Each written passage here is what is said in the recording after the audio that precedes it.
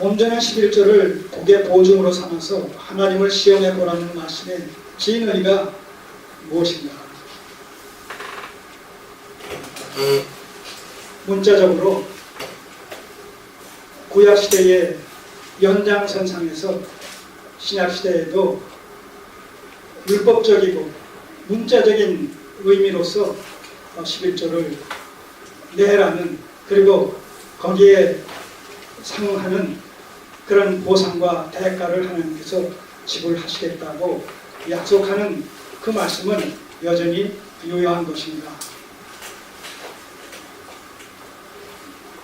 결론부터 얘기하면 그렇지 않다는 거예요. 그러나 이 그렇지 않다라는 말씀 여러분들이 잘 이해하셔야 돼요. 자, 이 신약시대에는 신약시대의 관점에서 이 11조 규례, 율법적인 11조 규례를 어떻게 이해해야 될 것인가 라고 했을 때 아까 뭐라고 말씀드렸어요? 이 11조 규례의 의의와 관련해서 11조 규례는 가나안에서의 구원의 안식과 정착된 삶을 담보로 하나님께 드리는 제의적인 규례라고 말씀드렸어요. 제의적인, 제사적인 성격을 띠고 있다는 말이죠. 제의적 규례. 근데 이 신약시대가 어떻습니까? 신약시대는 일체의 성전에서 드려지는 일체의 제의적인 규례가 성전의 실체 되신 예수 그리스도의 구속 사역을 통해서 성취되어졌기 때문에 율법적인 개념을 가지고 문자적으로 10의 1조를 하나님께 드린다는 그 11조 규례의 유효성은 더 이상 적용될 수 없다는 거예요. 반복될 수 없다는 거예요. 잘 이해하세요.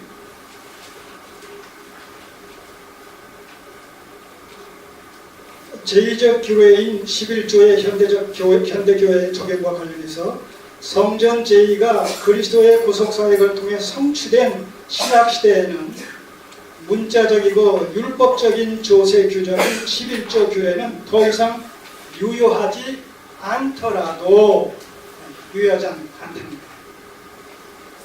왜냐하면 성전의 실체 되신 예수 그리스도께서 오셔서 구속사역을 성취하심으로 말미암아 더 이상 건물로서의 성전이 존재하지 않아요. 여러분, 건물로서의 성전이 존재하지 않는다는 의미는 그 성전 속에서, 성전을 통해서 행해졌던 일체의 제의적 행위들이 뭐예요? 다 유효기간이 끝났다는 것을 의미합니다. 제가 그런 비유를 들지 않았어요? 무슨 백화점이죠? 붕괴된 백화점? 삼풍백화점이 붕괴됐을 때 그 안에 있던 사람을 비롯해서 모든 물건들이 다 뭐예요? 사라졌어요. 다 없어졌단 말이에요.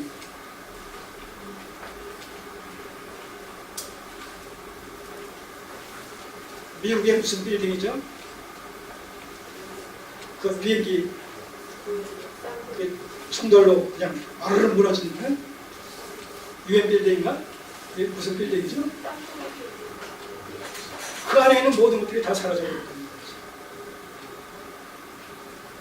성전의 실체 되신 예수 그리스도께서 오심으로 말미암아 구속사역이 성취되어졌을 때 그 예표와 모형적 성격을 띠고 있었던 건물로서의 성전 중심으로 행해졌던 모든 일들이 다 뭐예요? 완성됐다는 거예요. 유효기간이 다 지났다는 거죠.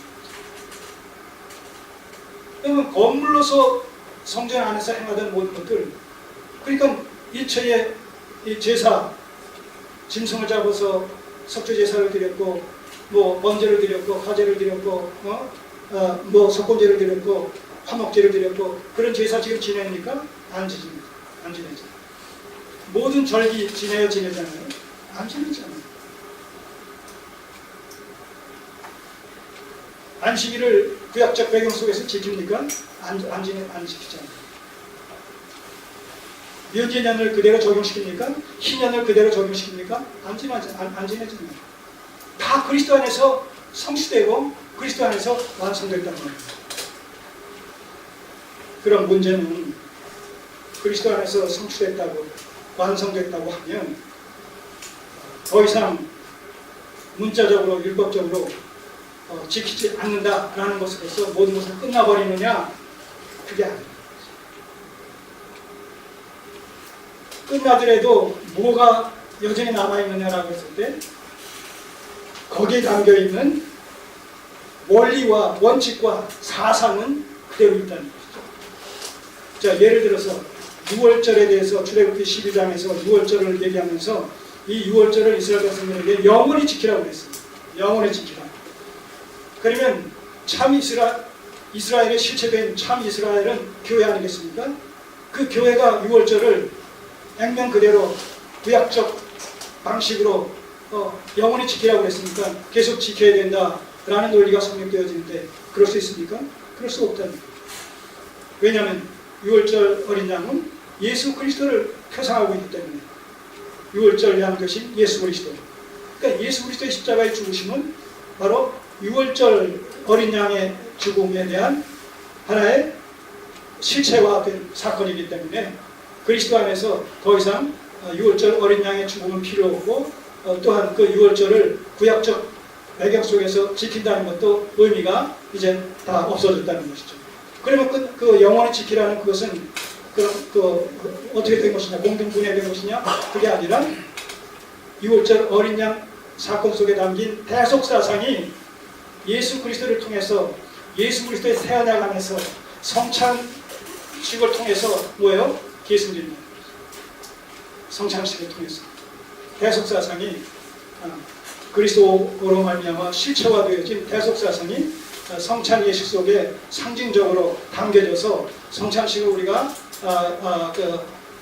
행함으로 말미암아 6월절 어린 양 사건 속에 담긴 이 대속사상을 그대로 우리가 이 시대에도 우리가 우리에게 적용시키고 또 감사함으로 말미암아 그 성찬식을 주님 오실 때까지 계속해서 반복함으로 말미암아 6월절을 계속 지킨다는 그 의미가 서로 상응성을 띈다는 것이죠.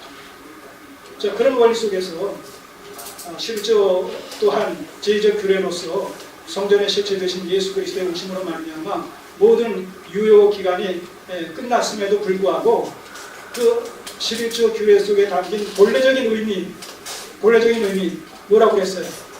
아까 크게 두 가지로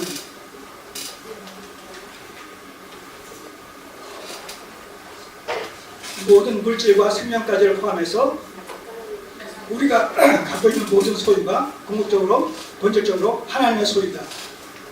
하나님의 소유다. 그래서 10의 1이라는 개념은 바로 신 모두가 하나님의 것을 증거하는 하나의 대표성을 띈 그런 그 의미다. 이런 말씀을 드리지 않았어요? 모든 것이 하나님의 소유다. 하나님께 속해 있다. 우리의 생명까지도. 이 사실은 그제나 이제나 변함이 있어요? 없어요? 변함이 없어요.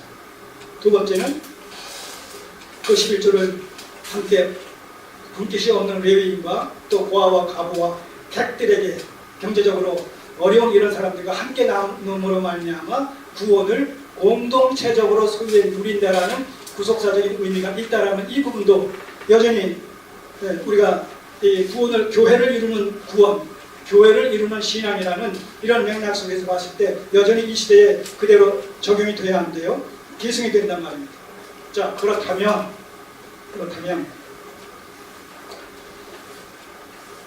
신약 시대에는 문자적인과 율법적인 조세 규정인 11조 규례는 더 이상 유효하지 않더라도 본질상 구속의 은혜에 감사해서 드리는 신령과 진정의 예배와 관련해서 예배적 요소 중 하나인 봉헌이란 관점을 고려하면 잘 이해하세요. 성전의 실체 되신 예수 그리스도 안에서 제2적 규례인 이 11조 규례는 그 유효기간이 만료가 된 것일지라도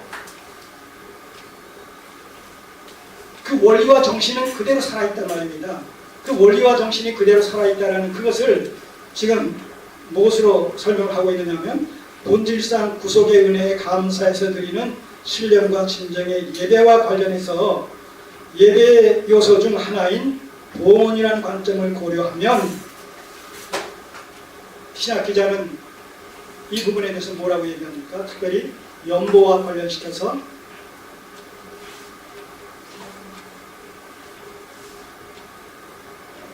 억지가 아닌 마음에 정한 대로 즐겨낼 것을 권면하고 있다는 말이죠. 고린도후서 8장 3절과 9장 7절. 여전히 신약시대에도 우리가 소유한 모든 물질과 우리의 생명까지도 주인이 하나님이시다 라는 사실을 우리가 인정할 수밖에 없고, 그것을 인정해야 된다면 구원의 은혜에 감사해서 하나님 앞에 10의 1을 드린다는 그 개념은 여전히 이 시대에 적용이 되는데, 어떤 식으로 적용되느냐라고 했을 때 율법적으로 강제성을 띠고 또 그걸 내면 복을 받는 하나의 조건부적으로 그렇게 우리가 10의 1을 낸다라는 의미는 그리스도 안에서 이미 사라졌다는 거예요. 완성됐다는 거예요. 끝났다는 거예요. 이제 우리는 그 구원의 은혜에 감사해서 하나님 앞에 모든 것을 예배드리잖아요. 그 예배 속에 예배 요소 중에 어떤 요소가 들어있느냐 하면 봉헌의, 우리 아까 헌상의 시간이 있었잖아요. 그 봉헌의 시간이 있단 말입니다. 그 봉헌의 의미를 생각한다면 곧 우리의 모든 것이 하나님의 것이기 때문에 그것을 대표해서 봉헌함으로 말미암아 10의 1을 하나님께 드림으로 말미암아 모든 것이 하나님의 것입니다 라는 사실을 여전히 신약시대에도 우리가 그것을 하나님 앞에 적용시킬 여지가 남아있다는 거죠. 남아있다는 것은 이제 율법적인 개념이 아니라 자원에서, 이것이 다른 거예요. 자원에서 드린다라고 했을 때는 율법적인 10의 1의 개념보다 더 하겠어요? 덜 하겠어요? 여러분들 솔직히 한번 생각해 보세요. 자원에서 드린다라고 했을 때 구약시대는 10의 1을 조세 규정처럼 그렇게 정해서 율법적으로 묶어서 드려라 이랬지만, 신약시대에는 이제 그 율법은 그리스도 안에서 완성됐기 때문에 더 이상 율법적으로 우리에게 요구하지 않아요. 자, 순종의 삶도 마찬가지. 순종의 삶도 그리스도 안에서 우리는 여전히 순종해야 되잖아요. 근데 그 순종의 의미는 율법적 순종이 아니라 뭐예요? 사랑이 동기유발되어진 자율적 순종이라고 늘 말씀드렸지 않습니까? 그렇게 순종의 의미가 바뀌어진 거예요. 억지 춘향이 아니라 자원에서 기쁨과 즐거움으로. 또 10의 1도 율법적인 10의 1이 아니라 이제 자율적 10의 1이란 말이죠. 근데 그 자율적 10의 1이라는 개념은 여기서 얘기하고 있듯이 억지가 아닌 마음에 정한 대로 즐거움으로 낼 것이다라는, 힘에 지나도록 낼 것이다라는 이런 그 연고의 개념과 연관시킨다면 10의 1을 웃돌겠어요? 미치지 못하겠어요? 자, 그래서 저는 이 부분을 이렇게 정리했어요.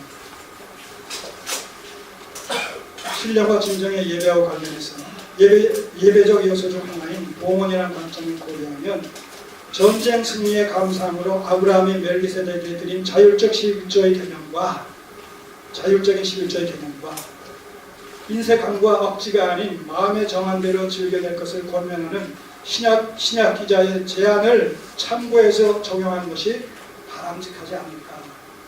저는 이렇게 정리했습니다. 그리고 한 말씀을 덧붙였어요.